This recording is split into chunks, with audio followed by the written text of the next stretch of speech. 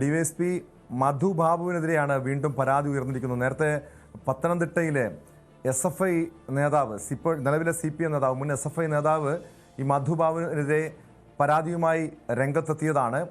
അതായത് വർഷങ്ങൾക്ക് മുൻപ്, ഏകദേശം 13 വർഷം മുൻപ് ഇയാൾ പത്തനംതിട്ട ജില്ലയിലെ ഒരു പോലീസ് സ്റ്റേഷനിൽ SI ആയിരുന്ന കാലയളവിൽ ഈ SFI നേതാവിനെ ക്രൂരമായി തല്ലിച്ചതച്ചു.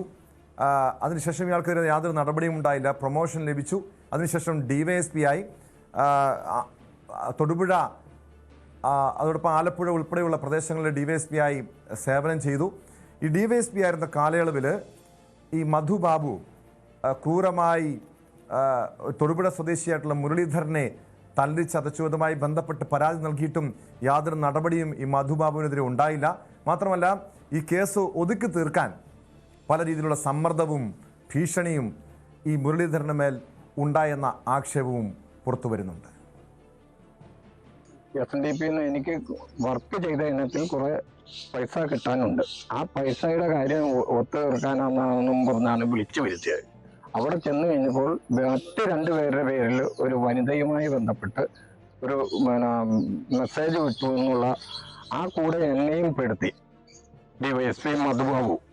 അദ്ദേഹം അതിനെ പറ്റി ചോദിച്ചു കഴിഞ്ഞപ്പോൾ ഞാൻ പറഞ്ഞു, ഞാൻ അങ്ങനെ ഒരു പ്രശ്നവും ചെയ്തിട്ടില്ല, എനിക്കറിയില്ല സാറേ, ഇത് ഇവർ ഉണ്ടാക്കി പറയുന്നതാണെന്ന് പറഞ്ഞു കഴിഞ്ഞപ്പോഴത്തേക്കും അദ്ദേഹം വളരെ സുഖിതനായിട്ട് ചാടി എണീറ്റ് അദ്ദേഹത്തിൻ്റെ കയ്യിലിരുന്ന വയർലെസ് എൻ്റെ നെഞ്ചത്തേക്ക് വലിച്ചെറിയുകയും അത് കഴിഞ്ഞ് ഞാൻ ആ കസേര സഹിതം വീണു കഴിഞ്ഞപ്പോൾ പോലീസുകാരോട് അദ്ദേഹം പറഞ്ഞു പിടിച്ചേൽപ്പിക്കാൻ അവനെന്നും പറഞ്ഞ് പിടിച്ചേൽപ്പിച്ച് വന്ന വഴി ഇദ്ദേഹം വീണ്ടും ഏറ്റുവന്ന് എൻ്റെ നെഞ്ചത്ത് ഷൂ ഇട്ട് ചവിട്ടുകയാണ് ഉണ്ടായത്.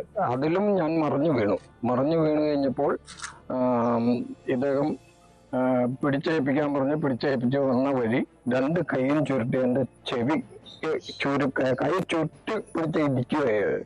അപ്പോഴത്തേക്ക് എനിക്ക് കണ്ണിൽ എന്തോ കാണാത്ത രീതിയിൽ എന്തോ ഒരു വിഷയം ഉണ്ടായി. അവിടുന്ന് വീണ്ടും TS സാഗർ ചേരുന്നുണ്ട് വിവരങ്ങളുമായി തൊടുപുഴയിൽ നിന്ന്. സാഗർ, ഈ DYSP മധു ബാബുവിനെതിരെ ഒറ്റപ്പെട്ട പരാതിയല്ല ഇത്. ഒരു കസ്റ്റഡി മരണക്കേസിലെ പ്രതിയാണ്, കസ്റ്റഡി മർദ്ദന കേസിലെ പ്രതിയാണ്. ഇയാൾക്കെതിരെ നേരത്തെ കോടതിയുടെ ഉത്തരവ് വരെ വന്നതാണ്, ശിക്ഷാ നടപടി സ്വീകരിക്കണമെന്ന് പറഞ്ഞാണ്. പക്ഷേ ഇപ്പോഴും സർവീസിൽ തുടരുന്നു, DYSP ആയി തുടരുന്നു. പക്ഷേ നമ്മൾ ഈ കാക്കിയിട്ട ക്രിമിനലുകൾ എന്ന് പറയുമ്പോൾ അതിൻ്റെ അക്ഷരാർത്ഥത്തിൽ ഈ മധു ബാബുവിനെ അങ്ങനെ തന്നെ വിശേഷിപ്പിക്കേണ്ടി വരും. കാരണം ഇയാളുടെ ഒരു സ്വഭാവം തന്നെ അവിടെ പരാതിയുമായി എത്തുന്നവരെ ക്രൂരമായി തള്ളിച്ചതയ്ക്കുന്ന ഒരു സമീപനം, ഒരു ക്രൂര മനസ്സിനുടമ. ഇയാൾ സർവീസിൽ തുടരാൻ പോലും പാടില്ല, പിരിച്ചുവിടേണ്ടതാണ്. എന്താണ് മുരളീധരന്റെ പരാതിയിൽ പറയുന്നത്? മധു ബാബു തൊടുപുഴ DYSP ആയിരുന്നപ്പോൾ ഇദ്ദേഹത്തിനെതിരെ ഒരുപാട് ആരോപണങ്ങൾ ഉയർന്ന ഒരു പോലീസ് ഉദ്യോഗസ്ഥനായിരുന്നു. ആ കാലഘട്ടത്തിലാണ്, 2022 കാലഘട്ടത്തിലാണ് തൊടുപുഴ DYSP ആയി മധു ബാബു സേവനം അനുഷ്ഠിച്ചിട്ടുള്ളത്. ആ സമയത്ത് തന്നെ ഒട്ടേറെ ആരോപണങ്ങൾ പോലീസ് ഉദ്യോഗസ്ഥർക്കിടയിൽ നിന്ന് പോലും ഒട്ടേറെ ആരോപണങ്ങൾ ഇദ്ദേഹത്തിനെതിരെ ഉയർന്നിരുന്നു. ആ ഇടയ്ക്കാണ് തൊടുപുഴ മലങ്കര സ്വദേശിയായ മുരളീധരൻ എന്നൊരാളെ സാമ്പത്തിക ഇടപാടുമായി ബന്ധപ്പെട്ട് ഈ മുരളീധരനെതിരെ തൊടുപുഴ DYSPക്ക് ഒരു പരാതി ലഭിക്കുന്നത്.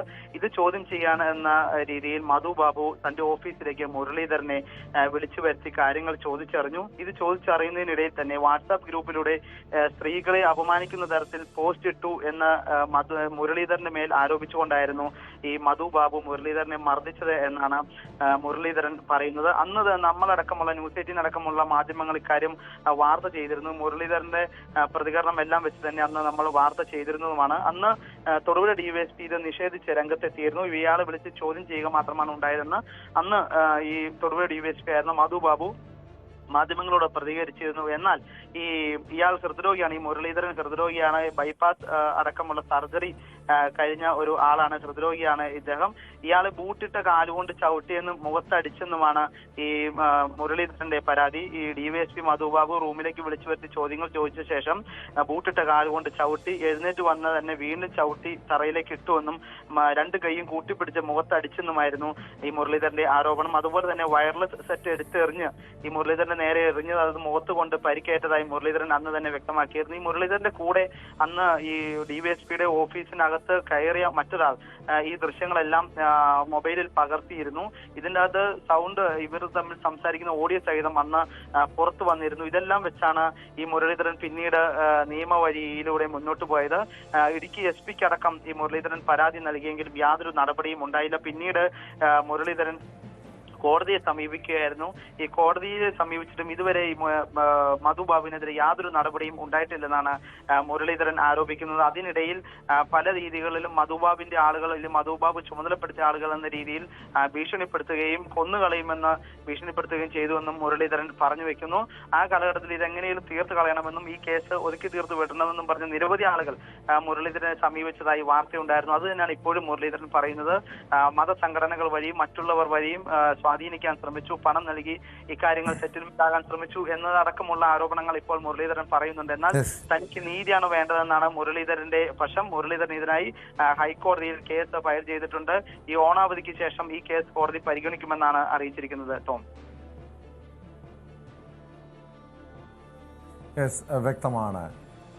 PS സാഗറാണ് തൊടുപുഴയിൽ നിന്നും വിവരങ്ങൾ നൽകിയത്. ഈ മധു ബാബുവിനെ പോലെയുള്ള പോലീസ് ഉദ്യോഗസ്ഥരെ ഇനിയും ഈ സേനയിൽ തുടരാൻ അനുവദിച്ചാൽ അത് ആഭ്യന്തര വകുപ്പിനും പോലീസ് സേനയ്ക്കും കടുത്ത നാണക്കേട് മാത്രമല്ല, ഈ പോലീസിൻ്റെ ജനമൈത്രി പോലീസിൻ്റെ മുഖം തന്നെ വികൃതമാക്കും. അതുകൊണ്ട് ഇതുപോലുള്ള കുറ്റക്കാരായ പോലീസ് ഉദ്യോഗസ്ഥരെ, ക്രിമിനൽ സ്വഭാവമുള്ള പോലീസ് ഉദ്യോഗസ്ഥരെ സർവീസിൽ നിന്നും പുറത്താക്കാനുള്ള നടപടി ആഭ്യന്തര വകുപ്പ് സ്വീകരിക്കണം.